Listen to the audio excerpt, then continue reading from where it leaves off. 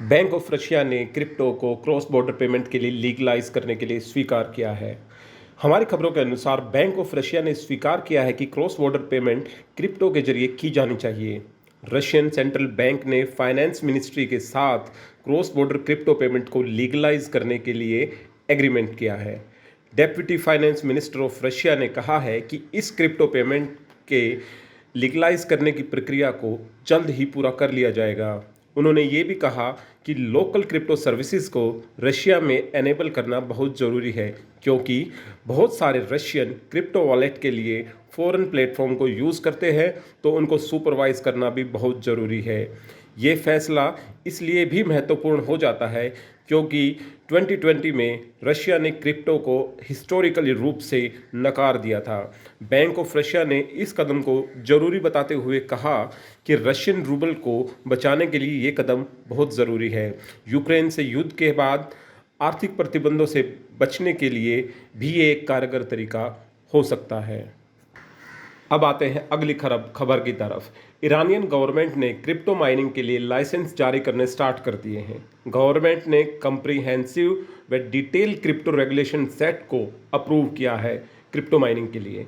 Iran की ministry of industries ने कहा कि उन्होंने क्रिप्टो माइनिंग के लाइसेंस इशू करने की परमिशन दे दी है। गवर्नमेंट की रूलिंग के अनुसार जो भी एंटिटी लाइसेंस के लिए अप्लाई करेगी उन्हें इस्टेब्लिशमेंट एंड ऑपरेटिंग लाइसेंस जारी किया जाएगा, जिससे उन्हें पहले लीगल क्रिप्टो माइनर माना जाएगा व उसके बाद वो क्रिप्टो माइनिंग स्टार्ट कर पाएंगी।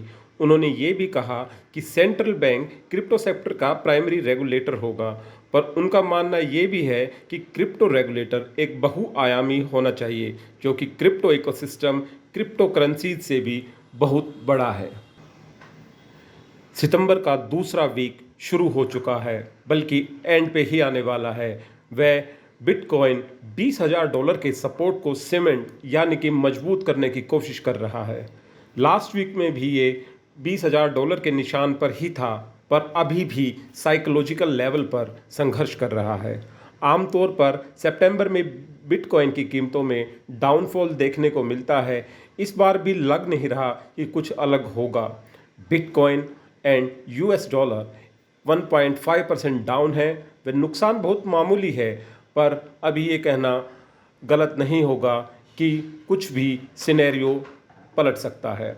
मैक्रो इकोनॉमिकल उथल पुथल बहुत ज़्यादा है। वह जिस तेज़ी से यूरोप की तरफ बढ़ रहा है, एनर्जी क्राइसिस भी यूरो और यूएस डॉलर के कंपैरिजन में 20 साल के लो लेवल पर है, जिससे क्रिप्टो करेंसी के ब्रेकआउट के लिए बहुत ही कम जगह बची है। अब चलते हैं अगली न्यूज़ पे। क्रिप्टो ऐप्स को टारगेट कर रही है शार्कबोट ऐप्स। जो ये ऐप शार्कबोट ऐप है, ये गूगल स्टोर पे रीसरफेस कर रही है, जो कि लॉगिन अकाउंट से कुकीज़ चुराने व फिंगरप्रिंट व ऑथेंटिकेशन को बाईपास करने की क्षमता रखता है। मालवेयर एनालिसिस सुगारो के अनुसार मालवेयर डिस्कवर हुआ था 22 अगस्त को। यह कि लॉगिन के माध्यम से डाटा चुरा सकता है व एसएमएस को इंटरसेप्ट कर सकता है। यह एक्सेसिबिलिटी का दुरुपयोग करके किसी को भी आपके इंस्ट्रूमेंट का रिमोट कंट्रोल दे सकता है। ये मालवेयर 2 ऐप्स में पाया गया है। एक मिस्टर फोन क्लीनर, नंबर 2 काइलवी मोबाइल सिक्योरिटी, जिसके क्रमशः 50,000 व 10,000 डाउनलोड्स हो चुके हैं। ये गूगल के ऑटोमेटिक कोड रिव्यू को भी बाईपास कर गए थे। हालांकि इन्हें अब प्ले स्टोर से हटा दिया गया है, पर जिन्होंने भी इसे इंस्टॉल किया है वे अभी भी जोखिम में हो सकते हैं। इन्हें मैन्युअली हटा देना चाहिए। आते हैं अगली खबर की तरफ। अगली खबर में नाइजीरियन गवर्नमेंट ने बाइनेंस से मीटिंग की वे पोटेंशियली स्पेशल इकोनॉमिक जोन को इस्टेब्लिश करके क्रिप्टो को सपोर्ट व लीगलाइज कर सकें।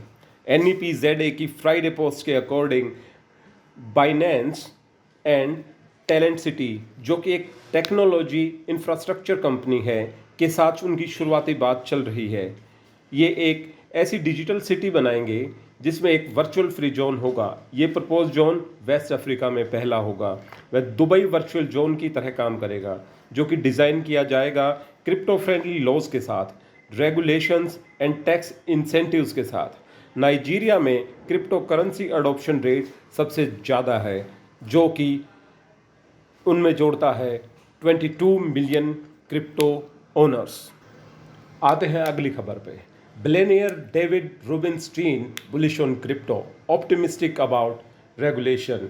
क्रिप्टो पर अरबपति डेविड रूबिनस्टीन ने कहा है कि वे ऑप्टिमिस्टिक हैं कि क्रिप्टो रेगुलेशन हो। कार्लाइल ग्रुप के को फाउंडर डेविड रूबिनस्टीन का मानना है कि US law makers crypto industry को रेगुलराइज करने के लिए जोर नहीं लगाएंगे। उन्होंने कहा कि जब लोग पारंपरिक ज्ञान के खिलाफ जाते हैं तो सबसे बड़ी किस्मत बनती है। जब उनसे पूछा गया कि क्या आप बुलिश हैं, तो उन्होंने समझाया, हाँ मैं बुलिश हूँ, क्योंकि सबसे बड़ी किस्मत पारंपरिक ज्ञान के खिलाफ जाने से ही बनती है। उन्होंने सिर्फ क्रिप्टो ही नहीं बल्कि उनसे जुड़ी हुई कंपनीज में भी निवेश किया है, जैसे कि कॉइनबेस। उन्होंने ये भी कहा, अभी इन कंपनीज ने रियलिटी में इतना अच्छा नहीं किया है क्योंकि क्रिप्टो की लगातार गिरती हुई कीमतें इसका एक बहुत बड़ा कारण है। अगर आपको हमारे वीडियो पसंद आई है तो लाइक कीजिए, सब्सक्राइब कीजिए और शेयर कीजिए। बेल आइकन पे बटन दबाना ना भूलें, जिससे आपको मिलेंगी क्रिप्टो की दुनिया की लेटेस्ट जानकारियाँ। बने रहिए हमारे साथ।